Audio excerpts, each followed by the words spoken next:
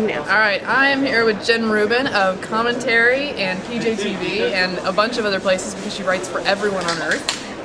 She's the most prolific blogger ever.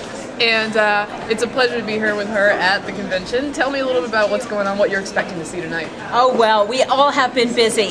Tonight I expect to see Sarah Palin bring down the House. The silly mainstream media has made this a test of her credibility. They've set up this huge hurdle for her to climb over, and provided she doesn't come out with a blackened tooth, overalls, and a moose in tow, she's going to impress a lot of people.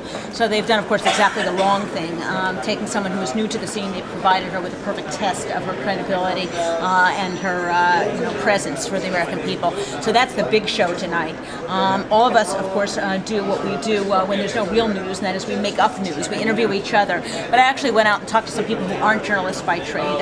Earlier in the day, I interviewed John Bolton, former ambassador to the UN, whose take, I think, was very important for us to hear. Specifically on Palin, I know he was talking a little bit about yesterday about Obama's objections to Palin's foreign policy credentials. Did he say anything about that? You know what he did say, we didn't go into depth on Palin on national security. We went into Bush's national security, which was a very telling conversation.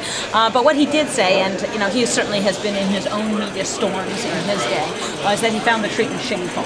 That this effort to, first of all, contend that a woman with children or grandchildren is somehow unfit, and just sort of the hour-by-hour smear-mongering where the McCain camp is now reduced to debunking national fire stories, is really sort of a shameful episode.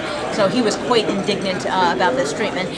He did have quite a bit to say about what he perceives as the failures of the second Bush term and some of the challenges ahead. You can see that interview, by the way, at pjtv.com. I have to get that plug in for my employer. Well, I wonder, does he see the possible McCain-Palin administration as a chance to go in a new direction from the second term of the Bush years? Because I know you and he are certainly concerned about the direction things have been going lately. Well, I think he certainly sees that there's a huge choice coming up.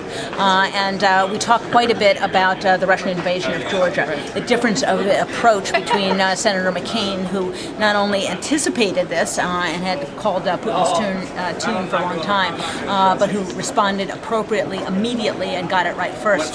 He took us through the various incarnations of Obama's comments, and he made the point you can't take 3 or 4 or 5 steps to get it right when you're the President of the United States. He has a great degree of confidence in Senator McCain.